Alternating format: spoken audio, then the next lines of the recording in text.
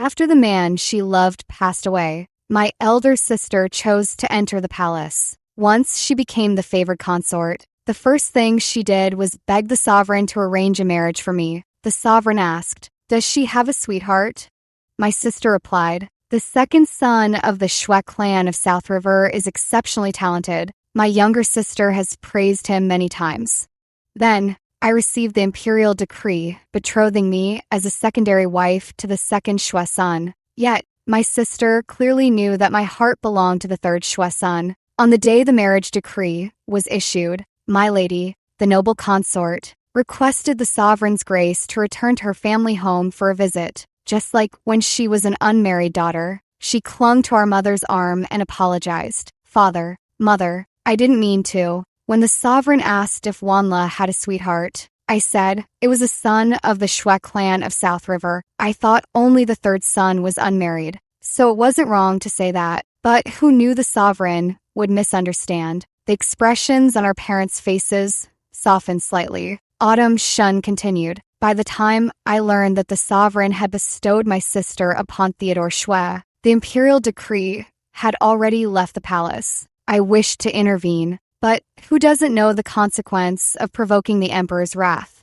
Rivers of blood and floating shields? I feared that not only would the marriage edict remain unchallenged, but it might also bring ruin upon the entire Shin family. In an instant, I understood. She hadn't come to apologize. She had come to threaten us. The current sovereign is capricious in his moods, and the crime of deceiving the throne and defying an imperial decree is one the Shun family cannot bear. I knew Autumn Shun had done this deliberately. Since childhood, she has always been competitive with me, striving to outdo me in everything. Upon learning of my interactions with Julian Shwe, the third young master of the Shwe clan of South River, she redoubled her efforts to secure a match more distinguished than Julian. With her striking beauty and renowned talent, finding a desirable match was not difficult for her. Yet the Shwe clan of South River is the most prominent noble house in the Jianyan Empire, and among their generation,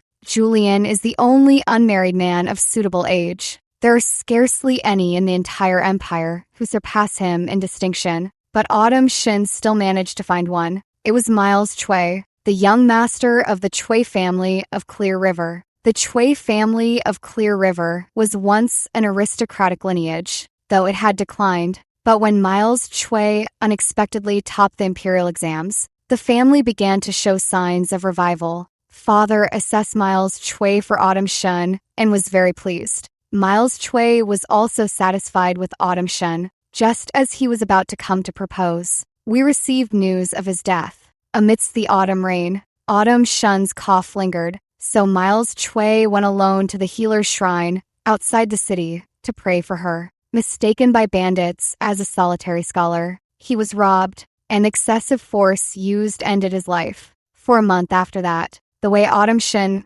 looked at me sent chills down my spine. She couldn't find a man better than Julian Shwe or Miles Chui anymore. After 2 weeks of despondency, when the sovereign announced the selection of consorts, Autumn Shun knelt outside our parents' bedroom all night. Our parents had no choice but to send her into the palace. The sovereign is, of course, the most esteemed man in the entire empire, but he is advanced in years, having passed his 60th year. Autumn Shun becoming a consort is merely a facade of glory. Having competed with me for over a decade, how could Autumn Shun ever be content with this? I shared my worries with Mother, hoping to finalize the engagement with Julian Shwe soon to avoid any unforeseen changes. Mother said, "Autumn is, after all, your own sister. Even if she's unhappy, she wouldn't ruin her own blood sister's life." But in reality, Autumn Shun is just that twisted. She not only wants to ruin me, but also to destroy the entire Shwe family of Renan.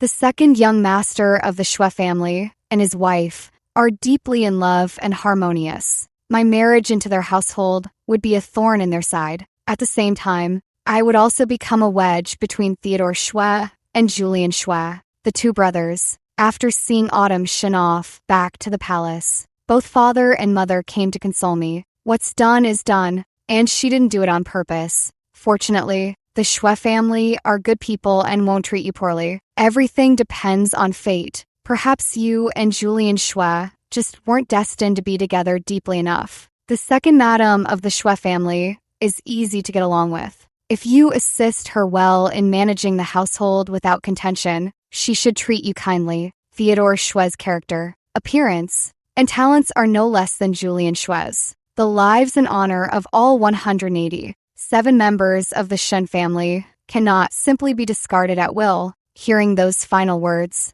I understood. My parents were resolute in obeying the decree to marry me off to Theodore Xue. They dared not defy the imperial order, nor did they wish to turn against their eldest daughter. Now, my lady, the noble consort, I lower my head, gazing at the white butterfly-shaped scar on the back of my hand, my heart filled with bitter irony. That scar was left by scalding lamp oil. When I was 10, my music tutor praised my hands for their exquisite shape, a delight to behold when playing the qin. Consumed by jealousy, Autumn Shun deliberately poured lamp oil on the back of my hand while I napped, leaving a blister. When the blister burst, it left a permanent scar. After scolding Autumn Shun, my parents came to persuade me, you only suffered a scar, but if this gets out, your sister's reputation will be ruined. A tarnished name would affect the marriage prospects of all the young women in the Shin family. So, if anyone asks, just say it was an accident. All right.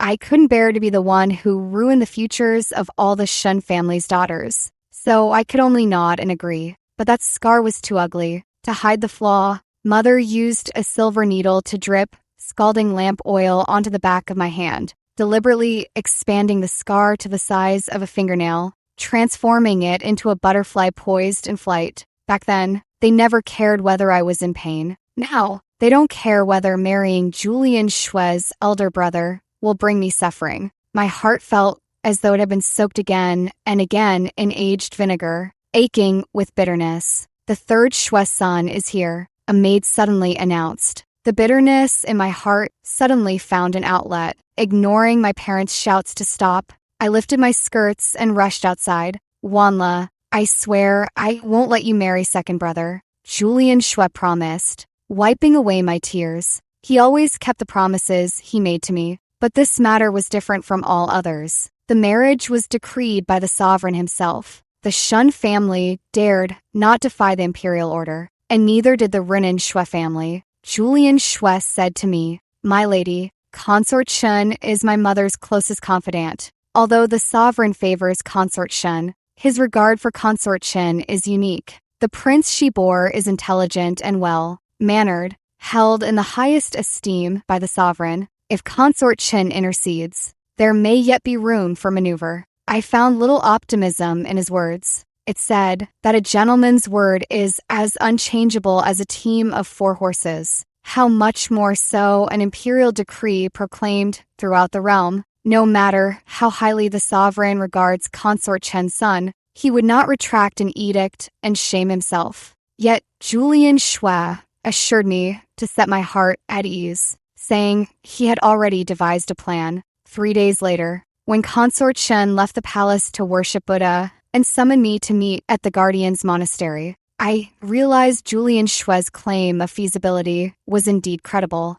Consort Shen informed me that in 1 month's time, on the anniversary of the great ancestor's passing, the sovereign would lead his consorts and officials to offer sacrifices at Mount Titan. The 5th prince would feign a misstep and fall near a cliff edge, where Julian Xue would rescue him. The sovereign doesn't know Julian Xue or Theodore Xue, as long as she misleads from the sidelines, making the sovereign mistake Julian for the second Xue son and bestow rewards before everyone. The Xue family, to save face for the sovereign, will simply swap the order of the second and third sons. Then the matter will be easily resolved. The imperial decree only specifies a marriage between me and the second Xue son, not between me and Theodore Xue. Naturally, the marriage will fall to Julian Xue. Though this method is absurd, it carries a chaotic, almost madcap energy, like wild punches knocking out a seasoned master. You need only wait calmly to marry Julian Xue. My lady, Consort Chin said, suppressing my inner excitement. I asked my lady, Consort Chen, But your highness is, after all, a prince, noble beyond measure. Would he truly risk himself for our sake? They share a brotherly bond since childhood. It's but a small effort for him, my lady, Consort Chin said. My heart stirred with excitement. After returning home, I waited peacefully, anticipating good news a month later. Autumn Shun arranged for a matron to come to the Shun residence and teach me etiquette. She smugly sent me a message. Though you married into the Shui family as a wife, remember seniority comes first. Without propriety, you'd shame our Shun family's name. Recalling my lady, Consort Chen's advice, I endured it all. A month swiftly passed. The sovereign indeed led the consorts and officials to Mount Titan for the ritual. I awaited good news. Yet, 3 days passed with no word from my lady, Consort Chen, and Julian Shui never came to see me. Anxious, I begged mother to find a way to see my lady, Consort Chen, and inquire about the progress. Only then did mother learn of Julian Shui and my lady, Consort Chen's scheme. She beat her chest in despair. Why must you oppose your elder sister? Let her vent her displeasure, and wouldn't all be peaceful again? With red-rimmed eyes, I asked her, Mother, is elder sister your daughter while I am not? Had it not been for yours and father's constant indulgence over the years, would she have acted so? If you still consider me your daughter, help me seek answers. Otherwise, consider me dead. Mother fell silent for a long moment, then finally sighed. It is my fault. I will go ask for you. In the courtyard stood a silk tree, covered in fluffy, delightful blossoms whose subtle fragrance I adored. Half a year ago, my parents had promised to uproot this silk tree as part of my dowry when I married. I crouched beneath this silk tree, refusing food and drink, awaiting mother's news. Seeing my distress, mother had no choice but to immediately seek an audience with Consort Chen by submitting a request. The next day, mother met with Consort Chen and returned with news. Wanla, resign yourself to fate. Mother's expression held a trace of pity as she looked at me. What? I looked up at her in confusion. Mother said, My lady, Consort Chen said that during the Mount Titan sacrifice, your highness followed the plan by feigning a fall near the cliff. But Julian Shui never stepped forward. Had your highness not been skilled enough to leap and steady himself, he would have truly plummeted off the edge. Afterward, Consort Chen summoned Julian Shui to question why he hadn't acted as planned, but he feigned ignorance about her meaning. Furious, she declared that if not for Lady Shui's sake, she would not have let him off easily after such mockery. I had wondered if something went wrong with the plan after so many days without news, but I never imagined the issue would lie with Julian Shui. He had so earnestly promised to put my mind at ease and wait for him, yet he unilaterally abandoned the plan without giving me a single word of explanation. This is not the Julian Shui I know. The Julian Shui I know would never do such a thing. There must be some hidden circumstance I am unaware of. Wanla, mother looked at me with concern and said, when a scholar is ensnared, he can still break free. Since Julian Shui has given up, you should not cling to him anymore. Mother, he wouldn't. I must go ask him plainly. Even if I can never marry him in this lifetime, I need to understand what happened. Wanla, what's done is done. You must understand. The lives of all 187 members of the Shun family rest on your shoulders. Mother's voice grew sharp. My heart sank with boundless disappointment. If Autumn Shun hadn't sought to ruin me, why would the sovereign have issued an imperial decree to the Shun family? The fate of those 187 lives should never have been my burden to bear. Mother, Wanla understands, but Wanla still wishes to know the truth. My eyes stung, and my eyelids surely reddened once more. I took up my brush and wrote to Julian Shui, sending 10 letters each day, yet not a single reply came. I asked everyone, but no one knew Julian Shui's whereabouts. At last, I had no choice but to seek out Theodore Shui, Julian's second elder brother, my betrothed. When I cornered him in the tea house, he appeared uneasy, his gaze filled with remorse as he looked at me. Second young Lady Shun, it is Julian who has wronged you, Theodore Shui said. Where is he? I asked. I thought I wouldn't get an answer from him either. But Theodore Shui said, he went to the Regent's Academy for roll call. He's now the director there.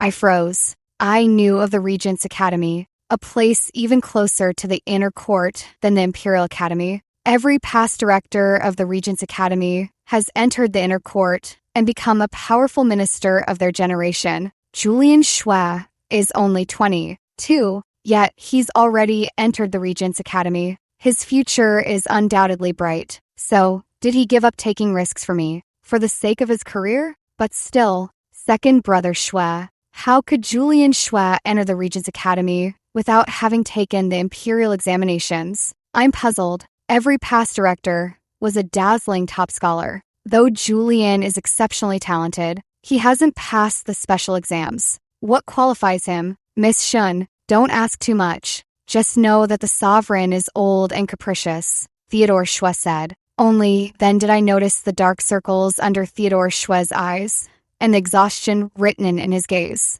I immediately understood and asked coldly, did the Xue family secure Julian Xue's admission to the Regent's Academy in exchange for him giving up on me? Certainly not, Theodore Xue said urgently. We all knew and supported third brother seeking help for my lady, Consort Chen. The opportunity to enter the Regent's Academy was something he obtained through his own efforts. So, without any coercion, Julian Xue simply abandoned me. So this is the man I wish to grow old with. Wanla, Theodore Xue looked at me with concern, calling my name. I've always regarded you as a younger sister, and Sylvia is also very fond of you. Once you enter the Xue family, Sylvia and I will treat you well, and you can always share any requests with us. Theodore Xue and Sylvia, you were childhood sweethearts, deeply in love. For Sylvia, Theodore once vowed never to take a concubine in his lifetime. Even they have yielded to the sovereign's marriage decree.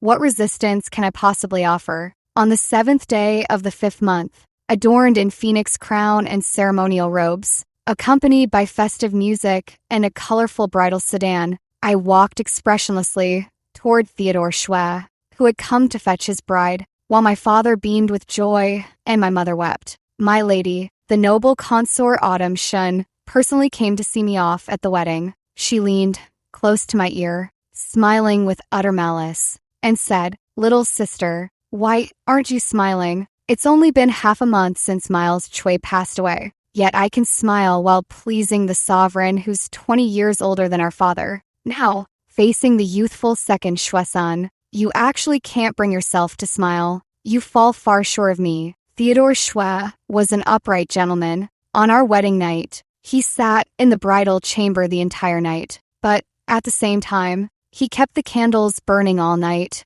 and by their glow, one could see through the window that he spent the night reading. He gave me dignity and peace of mind to his lawful wife. The next morning, Theodore Xue took me to pay respects and serve tea to his parents. Sylvia, you sat beside my mother. In law, she didn't have me serve her the main wife's tea, but instead smilingly took my hand, saying we would be sisters from then on. Then she sternly warned the servants that anyone who dared disrespect me would face severe punishment. They tried so hard to accept me. What more could I say? The moment I learned Julian Xue had given up on me, I lost all desire to strive for anything. I settled into the Xue household, maintaining a harmonious relationship with Theodore Xue and Sylvia Yu, knowing my place before my in-laws and remaining gentle with the servants. They all said that the second young miss of the Shin family was uncontentious and serene as a chrysanthemum. From their tone of relief, I sensed a layer of eased tension. Not only did the Xue family breathe a sigh of relief, but the Shin family did as well. On the 3rd day of my return visit, Mother took my hand and said with a smile, "Wanla, you've done very well. In time, ask Theodore for a child. That will be your security in the Xue family." I withdrew my hand, lacking the energy to argue with her. She noticed nothing, assuming my compliance, and continued that Sylvia Yu, though she is Theodore's mentor's daughter, is merely from an ordinary official family. You are now the dear sister of my lady, the noble consort. Rest assured, if you desire a child, Theodore would not dare refuse you. Hearing this, I felt nothing but profound disgust, too weary even to resent her. After leaving the Shin family, I grew increasingly silent. Meals lost their appeal, and I gradually became thinner. I didn't know what to do, or what I even wanted to do. Life suddenly seemed devoid of hope. The first to notice something was wrong was Sylvia Yu. She was a kind woman. She took me to banquets and outings, had new clothes made for me, bought me cosmetics, and asked the kitchen to prepare all sorts of delicious snacks in creative ways. I was grateful for everything she did, but I just couldn't muster any enthusiasm. In her courtyard grew a knight, blooming serious, meticulously cared for. When its buds swelled, she sent Theodore Schwed to sleep in the study and pulled me down to crouch before the plant, waiting for it to bloom. At midnight, the Sirius flower opened. Under the moonlight, it was breathtakingly beautiful, but I felt nothing for its splendor. Suddenly, Sylvia Yu began to cry. Is it so beautiful it moved you to tears? I asked her. She didn't answer, only wept, growing more and more distraught. That's when I realized something was truly wrong. I turned and instructed her maid, Chanwan, go fetch second master. Then I rose, steadied my slightly dizzy head, and stepped out toward the courtyard. Willow Shen, stop. Sylvia Yu, usually gentle, sharpened her tone. With a sob, she asked me, you can't go on like this. What must we do to help you recover? She held my arm, weeping and refusing to let me leave. Unable to bear it, I sat back down to talk with her. I spoke of my confusion, the world's dullness, and my lack of purpose to keep living. Seeing me finally open up, Sylvia, you stopped crying. We talked deep into the night, from the blooming of the night, blooming serious to its withering, until the moon hid and the sun rose. Sylvia, you said an ancestor of hers was a renowned physician who left behind a pill that feigns death. She could return to her family to retrieve it, and later, if I took it, I could assume a new identity, journey to the Riverlands or the northern wastes, become a free wind, and chase the life I truly desired. The Zhaonian Empire is vast, and there are many good men, certainly some better than Julian Xue. You will meet someone who loves you more, and build a family free from disturbance and constraints. The latter part of Sylvia Yu's words moved me, rekindling hope for the future. With hope, life gains momentum. My heart was no longer a still, unfeeling pond. A few days later, Sylvia Yu indeed returned to the Yu family and retrieved the fake death pill, while Theodore Schwe arranged my new identity papers and travel permits. Once I took that pill, I would no longer be Willow Shun and could leave this place of sorrow at any time. However, before I could depart, disaster struck swiftly. My parents raised me for 17 years. Before leaving, I felt I owed them a final meeting, a proper farewell. Mother was delighted to see me and said, I heard you get along well with Sylvia Yu. She even brings you to banquets. Maintain that bond. Persuade her to ask Theodore Schwe for a child on your behalf. If she speaks up, he won't refuse. I felt nothing but bitterness. She never cared whether I was happy. In her eyes, I was little more than breeding stock, like a cat or dog in heat. Yet at the same time, a faint unease stirred within me. But thinking of my imminent departure, never to return, I patiently urged her and father to take care of their health, declaring that, from this day forward, I would no longer be their daughter. My parents didn't notice anything amiss. As I left the Shen family, I made a point to glance at the silk tree in the courtyard, lush and verdant. It rustled its leaves in the wind, bidding me farewell. Goodbye. My heart fluttered with panic. I thought it was just the unrest of leaving. But when I returned to the Xue family, that frantic feeling suddenly hollowed out, like a sword hanging overhead had finally fallen. Sylvia Yu was gone. Theodore Xue explained that Sylvia, recalling my praise for the pea flower cakes from the West City, worried I'd miss them after leaving the capital, and had gone to buy the recipe to tuck into my luggage. But once she left, she never returned. He had already inquired in the West City. The tea house that made the pea flower cakes said she never visited. We all grew frantic, searching everywhere for Sylvia Yu, even reporting her disappearance to the magistrate's office. Yet, for 2 whole days, no one was found. Just then, the sovereign summoned Theodore Schwe and me. A royal summons cannot be refused. Theodore Schwe and I hastily changed into formal attire and entered the palace. In the royal study, we saw the sovereign with Autumn Shun in his arms, and Julian Xue seated nearby, revising memorials. Autumn Shun remained as detestable as ever. Julian Xue focused intently on his writing, as if unaware of our arrival. Theodore Xue and I knelt to pay respects to the sovereign. After granting us seats, the sovereign asked Theodore Xue, "I heard your wife is missing, and you're searching for her with great fanfare?" "Yes," Theodore Xue replied. The sovereign continued, "What if she cannot be found?" Theodore Xue froze. I couldn't see his expression, but I saw his hands begin to tremble. I knew he was afraid. I was afraid too. Susu's disappearance was likely inextricably linked to these two figures seated on high. The atmosphere in the royal study grew tense. The only sound the rustling of paper as Julian Xue turned the pages of the memorials. Autumn Shun suddenly let out a delicate laugh and said to Theodore Xue, "Second Xue-san, one must look forward. Sylvia Yu is your wife, and my sister Wanla is also your wife. She has been searching for someone with you these past 2 days. When I saw her today, she looked utterly exhausted. I am deeply distressed. Are you not pained as well?" I abruptly looked up at Autumn Shun. Autumn Shun's eyes gleamed with triumph as she continued in that nauseatingly fake tone. "If Sylvia you cannot be found, you should turn your attention to my sister sooner. Fulfill your marital duties and become true husband and wife." The sovereign stroked the stray hairs at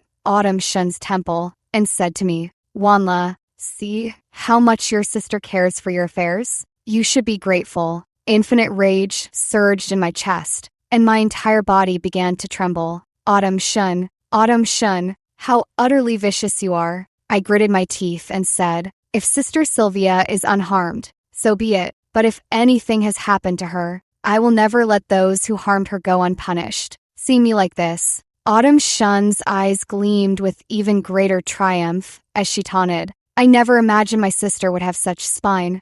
Theodore Xue and I exchanged a glance, both seeing the despair in each other's eyes. "Sylvia, you must be in trouble." All I prayed for was her survival. As long as she lived, revenge could be planned in due time. After watching the drama unfold to her satisfaction, Autumn Shun finally declared wearily that she was tired. The sovereign dismissed Theodore Xue and me from start to finish. Julian Xue never once glanced our way. I was utterly disappointed in him. Even if he had given up on me, Theodore Xue was his own second brother, and Sylvia Yu his sister. In law, both had treated him well. Could ambition truly matter more than family? Outside the palace, Theodore Xue collapsed to the ground, covering his face as he wept silently. His entire body trembled with despair and agony. I shared his pain, but what overwhelmed me was guilt. If not for her desire to see me suffer, Autumn Shun would never have targeted Sylvia Yu. Sylvia Yu did nothing wrong. Her only mistake was being too kind to me. Theodore, I'm sorry. Second young master. We have news. The Xue family steward rushed over. Really? Where is she? Theodore lifted his head abruptly, but the steward's expression was evasive, and he only said, "You'll know when you return." A sense of foreboding rose in my heart. Sure enough, when we returned to the Xue residence, everyone wore mournful expressions, their gazes turning sympathetic when they looked at Theodore. My mother-in-law took Theodore's hand and spoke cautiously. An abandoned house in the west of the city, a woman's body was found there. It's disfigured beyond recognition, but judging by the clothing and figure, it should be Sylvia. Theodore strode toward the hall where the body was laid. I moved to follow, but my mother-in-law stopped me. She looked at me, her gaze complicated, her voice hoarse as she spoke. "Wanla," the coroner said, "Sylvia was violated by multiple men before she died. She struggled for hours and was tortured to death."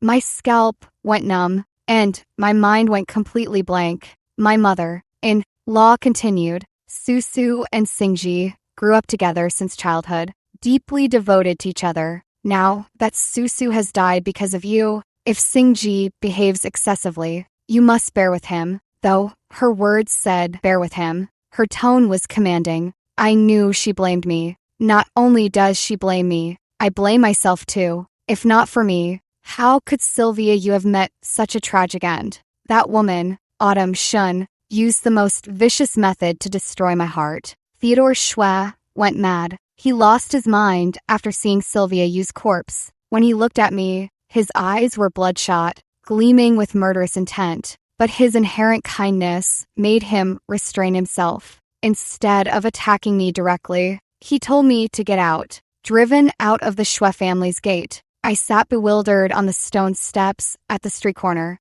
My heart felt hollow, as if a pair of hands had brutally torn out, bloody and excruciating, like being scraped by a blade. Under the blazing sun that melted sweat like a motionless fiery chariot, I felt as though I had fallen into an ice cellar, chilled to the bone. I hate myself. If only I had insisted on not marrying Theodore Schwe. Sylvia, you wouldn't have been harmed. Sylvia, you was such a wonderful person. I'd rather it were me who died. My mind was a battlefield of inner turmoil, each clash a slaughter of my very soul. Just then, a shadow fell over me. I looked up to see a man in opulent robes, holding an umbrella. Your Highness. My voice was so hoarse it was nearly soundless. It was the fifth prince, Ethan Shung. I had crossed paths with him once when leaving the Guardian's Monastery after visiting Consort Chen. Get up, come with me, Prince Ethan said. I rose numbly and followed behind Prince Ethan. I followed him onto an unremarkable carriage, which began heading toward the city gates. I didn't ask why Prince Ethan was here, nor where he was taking me, or what he intended to do. I didn't care. At that moment, my mind was consumed by agony, too drained to ponder anything else. Prince Ethan Shung whispered some ambiguous, hesitant words in my ear, seemingly mentioning Julian Schwe, but to my ears, they were just a faint buzzing. The carriage finally stopped at the gate of a secluded villa in the outskirts, heavily guarded. Your Highness. The guards stepped forward to salute. Prince Ethan Shung waved them off and led me further inside. After walking for a long time, we stopped at the door of a side chamber. Prince Ethan Shung pushed it open, and I saw Sylvia Yu standing inside, a living, breathing Sylvia Yu. I froze in place, feeling an unreal sensation of returning from hell to the mortal world, unable to believe my eyes. Wanlo, Sylvia Yu called out to me happily. I burst into tears with a loud sob. Despair, resentment, fear, all poured out as tears in that moment. Sylvia, you stepped forward and hugged me. Don't be afraid. Don't be afraid. I'm alive. I'm perfectly fine. It's wonderful. It's real. She isn't dead. Sylvia, you said. It was the fifth prince who saved her. A few days ago, she went to buy the recipe for pea cake for me when she was abducted by several strong men on the road. Her maid, Sheer, was stabbed to death trying to save her. Just as she was in despair, the fifth prince descended from the heavens with his men and rescued her. Afterward, the fifth prince found the body of a courtesan, dressed it in her clothes, and abandoned it in a deserted mansion in the western part of the city. Willow, I almost couldn't see you all again. Sylvia Yu's face glowed with the joy of having survived a disaster. I looked at the fifth prince, Ethan Shung, dropped to my knees, and kowtowed to him. Your Highness, this great kindness is something Willow Shun, will never forget. There's no need for this. Prince Ethan helped me up and said, the Schwe family of Renan shares both glory and disgrace with me. Saving the second lady of the Schwe family was merely a small effort. He added, I have already sent someone to inform Theodore Schwe. He will arrive soon. We can discuss what to do next once he gets here. Sure enough, Theodore Schwe arrived shortly after. His excitement upon seeing Sylvia Yu was, if not more, at least as intense as mine. The two embraced tightly, expressing their fears of losing each other. At that moment, Prince Ethan Shung told me he had interrogated those who tried to assault Sylvia Yu. They took Autumn Shun's silver and were ordered to ruin her. The emperor grows more senile by the day. In his old age, he clings desperately to his young consort Autumn Shun, indulging her whims. Prince Ethan Shung's expression darkened. This has made the woman increasingly brazen. Many consorts have been confined to the cold palace because of her. Even my own mother would have suffered that fate if not for my support. Then kill Autumn Shun, I said calmly. I've long despised her. Now, I see with crystal clarity. Unless Autumn Shin dies, I'll never know peace. I already have a plan. Let us join forces to kill her. I want not only her death. I intend to shatter her very soul. Autumn Shun is now the favored consort, dwelling deep within the palace, shielded by the sovereign's affection and protection. Killing her won't be easy. Then we remove her protector. Emperor Tian is aging, and, like many men, he refuses to accept his decline, a common vanity among the old. The fifth prince said that Emperor Tian has grown increasingly tyrannical in recent years, not only due to his advancing age and confusion, but also because he's been consuming 5 minerals powder. Indulging consort Shin is one thing, but now he is overly sensitive and suspicious. Although he still values me, he has repeatedly suppressed my maternal family. One of my cousins was falsely accused of exam cheating and imprisoned, while another was unjustly charged with treason while fighting the Huns. Even my principal wife suffers verbal abuse from him when she pays respects at the palace. Prince Ethan Shung said coldly, "If this continues, I fear it will lead to the downfall of the Zhaonian Empire." Prince Ethan Shung had reached his limit of tolerance toward his father, the emperor. With his and consort Chen's assistance, our plan would be much easier to carry out. I explained my plan to Prince Ethan Shung. Theodore Shui and Sylvia Yu also came over, and after hearing my proposal, all 3 of them lit up with interest. The fifth prince said, "I think this plan is feasible." Sylvia Yu, however, hesitated. "Isn't this too risky? The last emperor of the previous dynasty died from alchemical practices, and I've heard Emperor Tian deeply despises alchemists."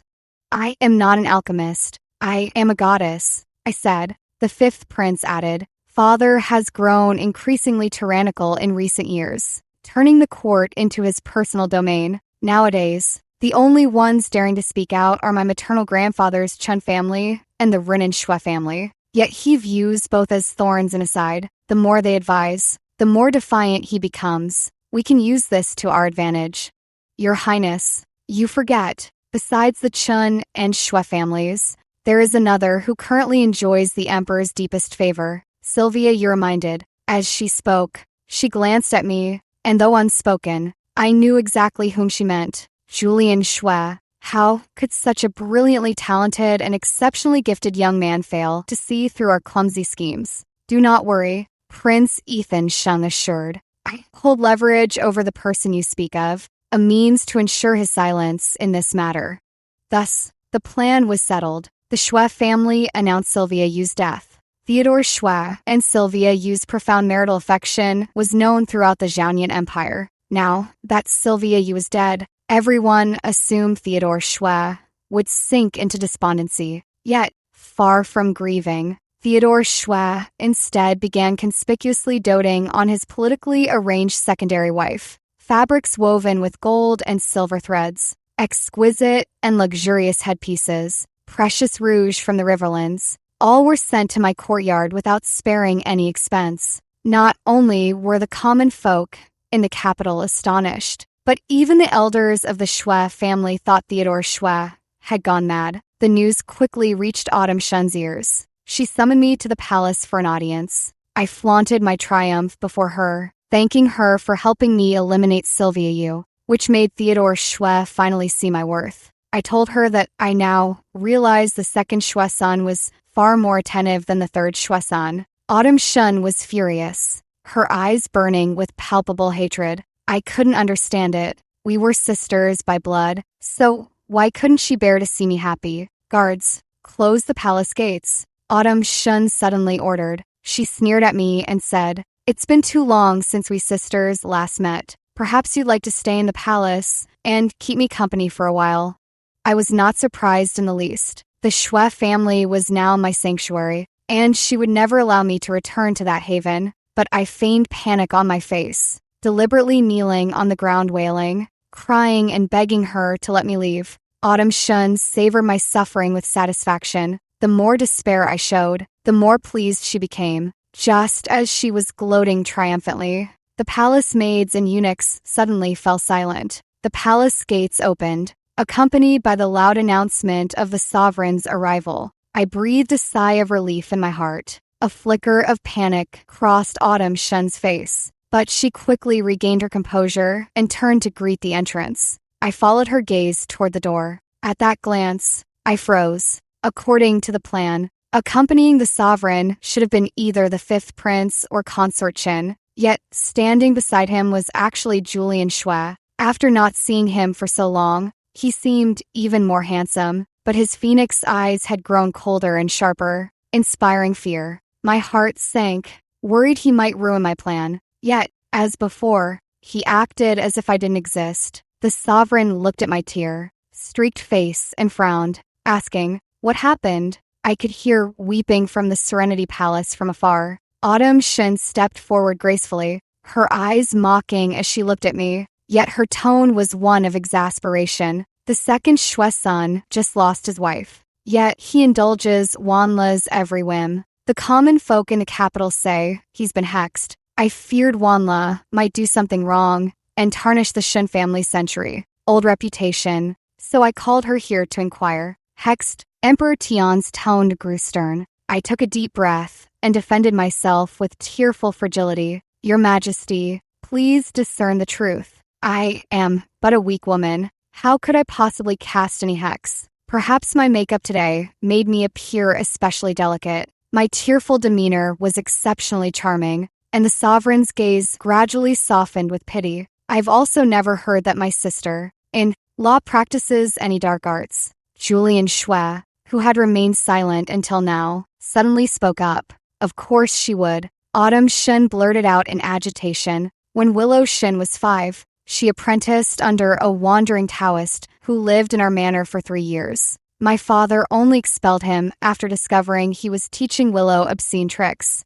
In her eagerness to slander me, she forgot how heavily a monarch's curiosity weighs. Emperor Tian glanced between me and Autumn Shin, then chuckled. In that case, summon Theodore Xue to the palace. We'll ask him directly whether there's dark magic involved. Theodore Xue was summoned to the palace. As planned, he fiercely defended me, refusing to disclose the truth. Only when Emperor Tian threatened him with imperial authority did he confess honestly. My indulgence toward Willow Shin stems not from affection, but because she is a divine medium who enables me to commune with my deceased wife. Preposterous. How can a dead person be summoned? Emperor Tian demanded with rising anger. Theodore declared unflinchingly, as a divine medium, Willow possesses supernatural abilities beyond mortal understanding. Emperor Tian said to Julian Xue in a low voice, I was unaware that the second son of the Xue family speaks such utter nonsense. Your Majesty, Julian Xue replied, my second brother is a steady man and never speaks frivolously about matters of gods and spirits, but the death of his wife has hit him hard, and I cannot say for certain whether he is truly lost to senses. His tone was flat, as if speaking of a stranger. Yet Emperor Tian seemed quite pleased. He ordered Theodore Xue to withdraw, but kept me behind. Consort Autumn is often lonely in the palace and misses her family. Wanla, you shall stay to keep her company. As Autumn Shun had wished, I was kept in the palace, but she could no longer find joy in it. Though Emperor Tian claimed I was to stay with Autumn Shun, he did not place me in her Serenity Palace, but instead granted me residence in the Phoenix Tower. Since you are a divine maiden, it is only fitting you dwell in the Phoenix Tower, Emperor Tian declared. The late Empress was Emperor Tian's childhood sweetheart. After her passing, he built this Phoenix Tower, adhering entirely to the specifications of the Central Palace reserved for the Empress. Everyone said that whoever Emperor Tian allowed to reside in the Phoenix Tower would become the next Empress. After Autumn Shun entered the palace, she exhausted every effort to move from the Serenity Palace to the Phoenix Tower. What she dreamed of attaining, I obtained effortlessly, driving Autumn Shun to utter madness. The day after I moved into the Phoenix Tower, she urgently sought an audience with Emperor Tian. She said to him, Wanla was once the wife of the second Master Xue. For the sovereign to keep her in the Phoenix Tower may not reflect well if spoken of outside. Emperor Tian replied to her, Autumn, Rest assured, in my heart, you are the most important woman. I keep her here merely to observe the reactions of the second and third masters Shui. Autumn Shun was utterly satisfied. However, subsequently, with the covert assistance of the fifth prince and consort Chen, I deliberately displayed several divine feats. So it turns out there truly is a goddess in this world. Emperor Tian murmured, his eyes gleaming with a shrewd light. I knelt on the ground, kowtowing. Your humble subject is no divine maiden. Theodore Shui spoke falsely. I begged the sovereign not to believe him. In the imperial court, the Shui family and the Chen family persistently petitioned Emperor Tian to release me back to the Shui household. After repeated refusals from Emperor Tian, censors aligned with the Shui and Chen factions openly denounced me as a sorceress, while Theodore Shui, who spoke in my defense, was stricken from the family registry and cast out of the Shui family. Amidst this opposition, Emperor Tian grew contrarian and declared to me with conviction, "You are the divine maiden." After being exiled from the Shui family, Theodore Shui deliberately wept bitterly and dragged Vice Minister Liu out for drinks. Vice Minister Liu, who once admired Autumn Shun, now served her like a loyal hound. Once drunk, Theodore Shui confided in Vice Minister Liu that his previous kindness toward me was because the divine maiden could grant wishes. He wanted me to resurrect Sylvia Yu, but such powerful magic required my willing sacrifice to succeed. Vice Minister Liu relayed this information to Autumn Shun. Autumn Shun soon conceived a plan. After that day, she once again played the role of a devoted sister to me in front of Emperor Tian. I pretended to be blinded by hatred, deliberately asking Emperor Tian for pearls and rewards, then flaunting them before Autumn Shun. Autumn Shun was remarkably patient, gritting her teeth with jealousy while smilingly telling Emperor Tian, "Wanla has always adored me as her elder sister. Whenever she gets something good, she can't wait to show it to me.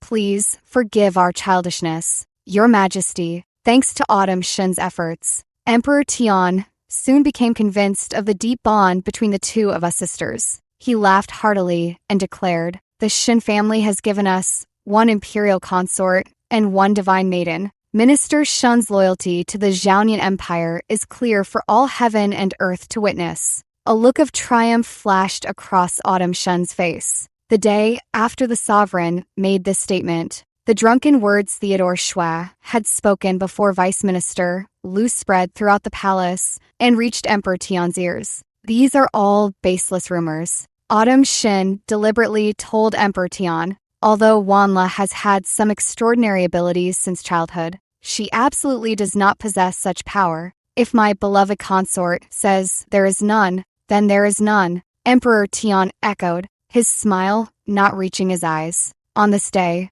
the beginning of autumn, I sat cross-legged in the Phoenix Tower, burning incense and offering prayers. The maid, who trims the incense, entered. She was the trusted confidant of my lady, Consort Chen, and, through her, I learned all the news from the outside world. I was deeply grateful that my lady, Consort Chen, after enduring Julian Shui's betrayal, was still willing to trust us and help us carry out our plan. The maid informed me of Autumn Shen's scheme. In 2 days, it would be the anniversary of the late Empress's death. She planned to deliberately make a mistake, offend the late Empress, and hand a vulnerability to Emperor Tian, allowing him to use her to threaten you and force you to willingly go to your death. How is she so certain I would die for her? What if I ignore her? I asked. Consort Shen summoned your mother yesterday. The maid said. I understood in an instant. Autumn Shen wasn't using herself to force me to my death. She was using the lives of all 187 members of the Shen family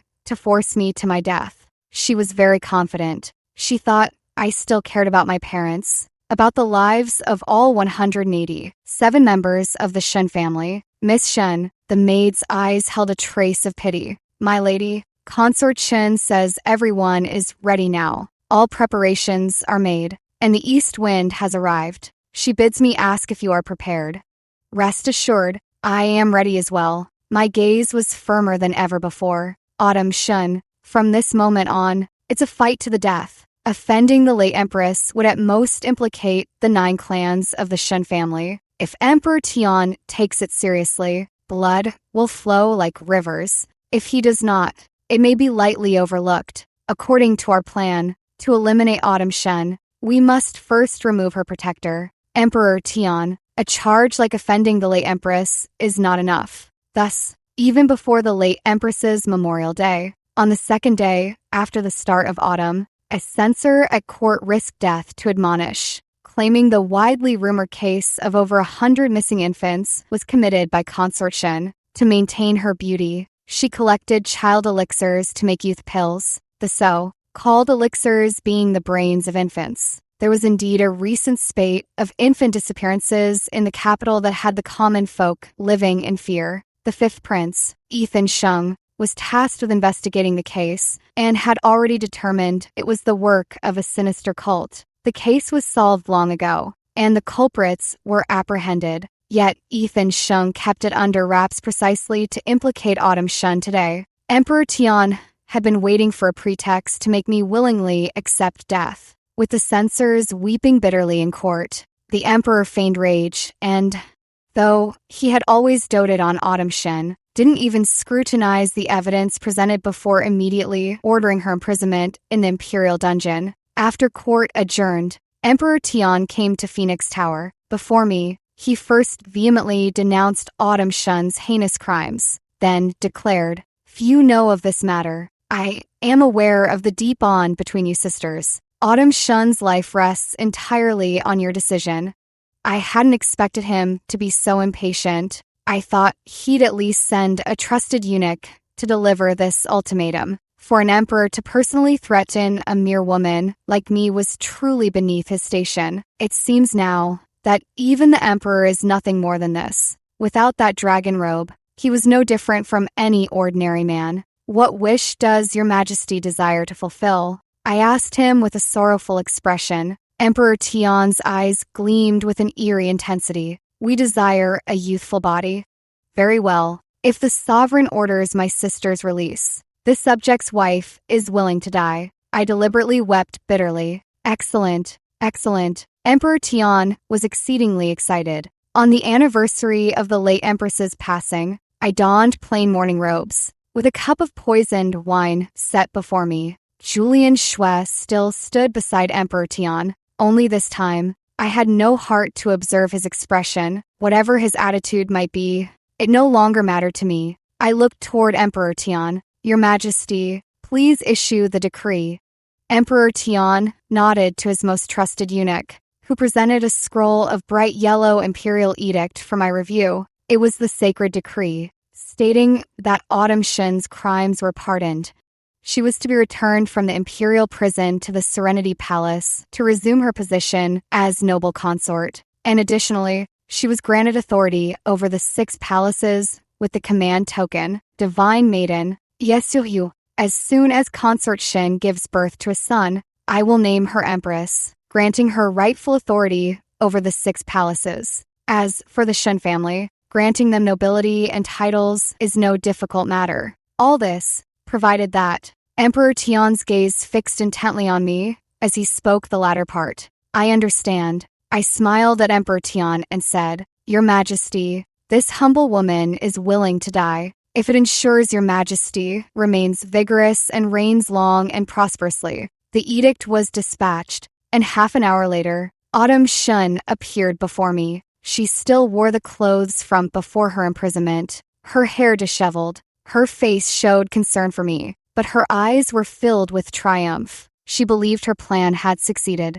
Looking down on me condescendingly, she feigned sympathy. "Wanla, I truly cannot bear to part with you. After you're gone, I will personally offer incense for you every month." I smiled at her, picked up the poisoned wine before me, and drank it all in one go. Crimson blood trickled from the corner of my mouth, staining my plain dress. A wretched and tragic sight. Emperor Tian, Consort Shen, greetings from this divine maiden. After uttering these words, my vision went dark, and I lost consciousness. When I awoke again, I found myself with Theodore Xue, who had been exiled from the Xue family, and Sylvia Yu, who had long been presumed dead. Seeing me awake, they both let out a long sigh of relief. Wanla, our plan succeeded, Theodore Schwett eagerly told me. Sylvia, you shot him a reproachful glance and handed me a bowl of chicken soup. Eat something first. You've been unconscious for 5 days.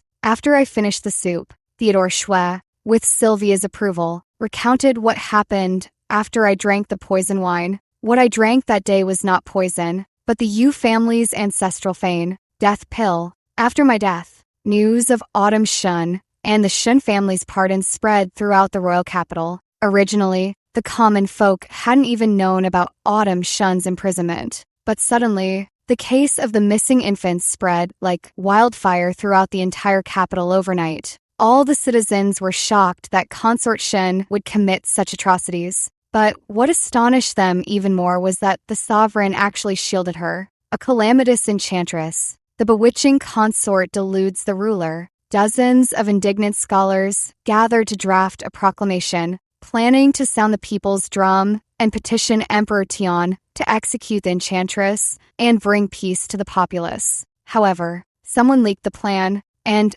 that very night, soldiers stormed their homes and severed the tendons in their hands. When the news spread, public outrage erupted. At this critical moment, the fifth prince Ethan Sheng, allied with the maternal relatives of the Chen family and the Shui family of Renan, used the 5 city garrison and a small contingent of imperial guards to coordinate an external assault, seizing the Hall of Diligent Governance, publicly executing the enchantress Autumn Shun, and forcing Emperor Tian to write an abdication edict. Autumn Shun, still dreaming of becoming empress, theatrically attempted to shield the emperor, but the fifth prince, now the new emperor, struck her down with a single blade stroke, separating her head from her body. Emperor Tian cursed the new emperor for being unfilial, betting that he wouldn't dare bear the infamy of imprisoning his own father. Yet, his years of tyranny and folly in shielding the infanticidal demon consort had left both the court officials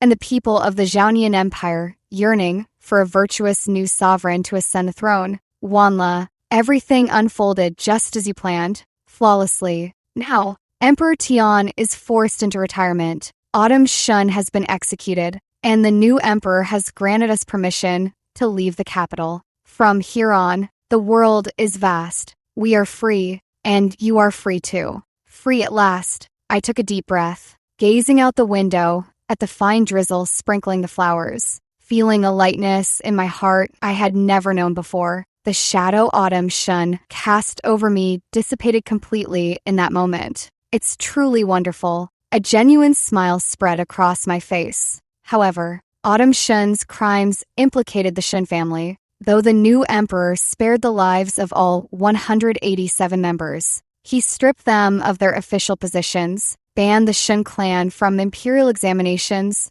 for 30 years, confiscated their assets for the state treasury, and exiled the entire family to the Southern Highlands. Lord and Lady Shun pleaded with the Shui family for help, and Mother asked me to consult you on whether we should offer assistance. Theodore Schwe's words froze the smile on my face. I was stunned. Sylvia, you spoke up. Wanla, this plan succeeded because of you. However you wish to settle them, just say the word, and the new emperor will show mercy. No need. I shook my head and said, I married into the Shui family, so I must consider their interests. If I plead for the Shin family today, the new emperor might relent, but it would be using the Shui family's reputation. I recalled what my parents said when they urged me to marry Theodore Shui. I whispered softly, I can't just disregard the future of all 358 members of the Shui family. My parents raised daughters like me and Autumn Shen, and now they must face the consequences of their own actions. Though the Southern Highlands are remote, they are not uninhabitable. If others can live there, so can they. Let them go to the Riverlands. The sound of small bridges and flowing water sounds beautiful. The Machi travelogue says that when spring turns to summer, one should cut 2 pounds of peach blossoms to brew wine, roast half a tree's new buds for tea, and sit anywhere to savor half a volume of song poetry. It sounds wonderful. I'd like to see it for myself. When the new emperor asked about my plans with Theodore Shui and Sylvia Yu, I replied with eager anticipation. Then head to the Riverlands. I've prepared new household registrations and travel permits for you all. Everything else will be arranged as well. No one will dare trouble you there, the new emperor said. Theodore Schwer respectfully accepted several documents from the new emperor. We kowtowed in gratitude and bid our farewells. I turned and walked outward alongside Theodore Schwer and Sylvia Yu. Willow Shun. The new emperor suddenly called my name. I turned back to look at him. The new emperor asked, "Do you have anything else to ask me?"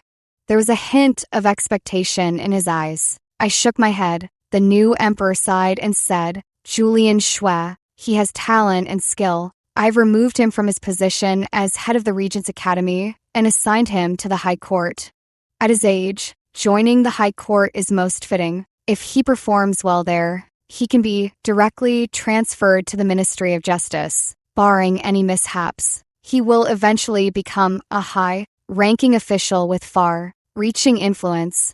After all, he grew up with the new emperor. It seems the emperor has forgiven him for his earlier moment of hesitation. Your Majesty is wise," I said calmly. "Julian Schwer and I are over. Whether he lives well or poorly has nothing to do with me anymore." The new emperor frowned, sighed, and finally said, "Go then, live your life well, and make that boy regret his choices." So, Theodore Schwer, Sylvia Yu, and I bought a carriage and left the capital. In the new identities the emperor gave us, Theodore Schwer is my biological brother, and Sylvia Yu is my sister. In law, I had a family again, one completely different from Autumn Shun. Everything was fine. We arrived in the Riverlands at the cusp of spring and summer. Only, the waunchy travelogue lied to us. The peach blossoms had wilted, the new tea had aged, and the endless rainy season trapped us in our newly bought courtyard, making us feel as moldy as the corners of the walls. Maybe we should go to the northern wastes instead?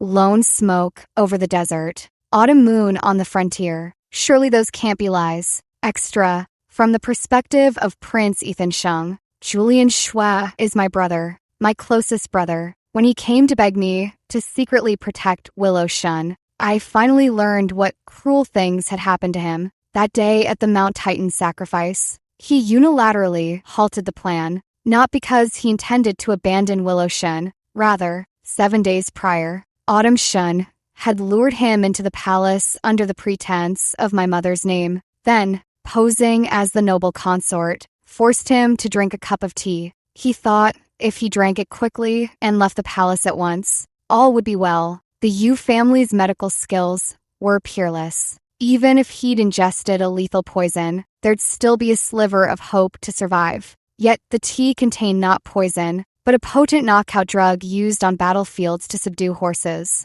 Autumn Shun, vicious to her core, to inflict agony upon her own sister Willow Shun, deceived and drugged the man her sister loved, then stripped him of his dignity as a man. When Julian Schwer woke, both body and spirit were shattered. Autumn Shun coldly informed him that if he dared seek justice, she would ensure the whole world learned that the brilliant third son of the Schwer family of Renan had attempted to violate my lady, the noble consort, and had his manhood severed by her guards, rendering him a eunuch. What justice could there possibly be? Julian Schwer had no choice but to make the agonizing decision in the shortest time possible. Abandon Willow Shun. He confided the truth only to me, begging me to protect Willow Shun. Are you afraid she'll look down on you? If she dares to scorn you, she doesn't deserve all the humiliation you've endured for her. I said, no, I'm afraid she won't look down on me. Julian Schwer pleaded with me,